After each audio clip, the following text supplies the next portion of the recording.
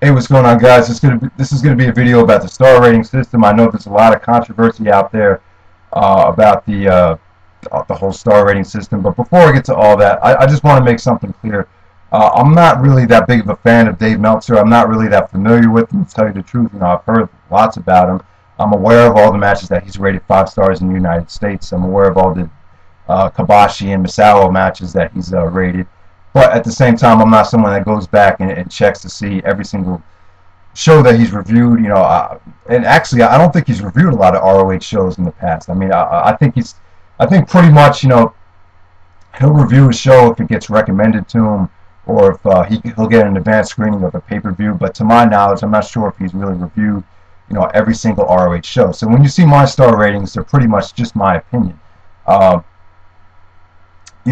Meltzer's only rated 3 matches in ROH history 5 stars. I've rated uh, multiple matches 5 stars from ROH. So yeah, so I just want to make clear that those are just my personal opinions. I know some guys are influenced by Dave Meltzer, and that's totally understandable. I think it's very easy to be influenced by someone of that stature, because he is like the Mike Francesa of the wrestling business. He's a very well respected journalist, so I would totally understand if someone is influenced by him. But just want to make it clear that when you see my star ratings, it's just my personal opinion. So, but yeah, this whole star rating situation is kind of getting out of control. Obviously, this issue comes up every once in a while.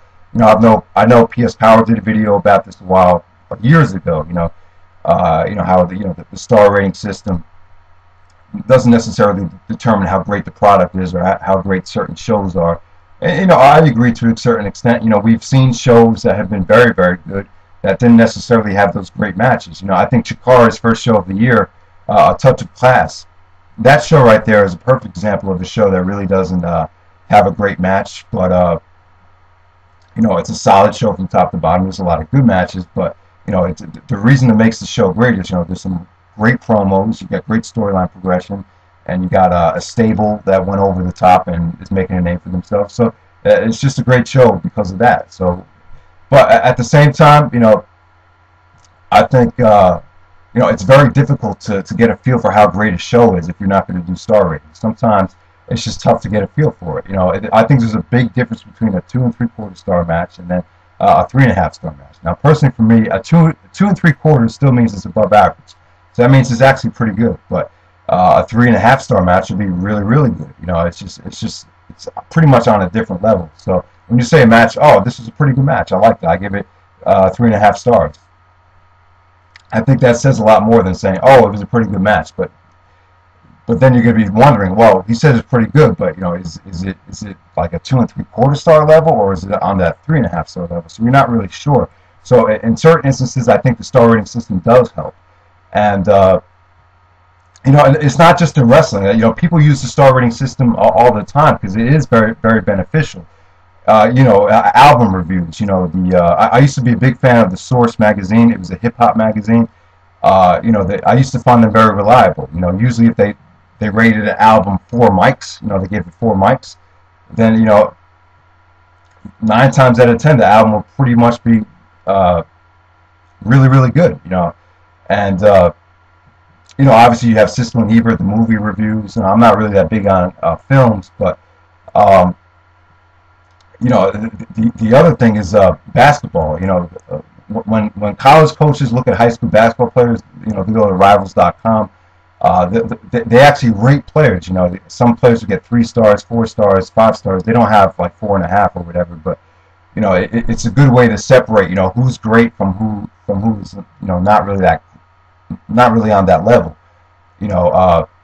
Like for instance, let me give you an example, just really quick. Let's say Lance Stevenson is 5 stars. Say he's the best player in New York City, and say I'm rated only 3 stars. Now, is John Calipari going to want to get on a flight from Memphis or Kentucky to come up and watch me play? Probably not. It's not worth it. If I'm only rated 3 stars, then I'm probably rated 3 stars for a reason. So yeah, I think the star rating is very beneficial, just not in wrestling, but for a lot of things. And as far as professional wrestling goes, it's I think the star rating system, like I say, it just gives you a nice taste for how great some of these matches are. When I did the ROH short reviews, I don't have a lot of time to you know go into detail for every single match. So I think the star rating system does help. You know, I don't have time to talk about every single match, and it just gives people a taste for how good something really is. All right, so let me finish with this. Is, you know, the star rating system is very reliable in my opinion. You know, you look at all the great guys I hear on YouTube. You know, in my opinion, 9 times out of 10, the guys are usually pretty much spot on. You know, because personally for me, the most important thing is the wrestling match. You know, I think there's 2 types of wrestling fans. You know, sometimes you got guys like Gemini that are into the spectacle and the crowd attendance and the great moments of wrestling history and the characters. Then you got other guys, you know, like myself, and you know, I'm not going to mention anyone else's name, but um, you know, so there's other guys. The most important thing for me is match quality. But I'm not match quality is not everything. You know, I like to see great promos and you know great storyline progression that makes sense and things like that. But at the same time, you know, the main selling point for me is just match quality. So that's just me. You know, there's no right or wrong. You know, we're all different. You know, I mean, one guy might be a bigger fan of you know how many people showed up to the crowd, showed up in the crowd, and there's other people like me. I really don't give a fuck who shows up. You know, as long as those guys are putting on a great match, you know, I'll check out the DVD. You know, that's just me.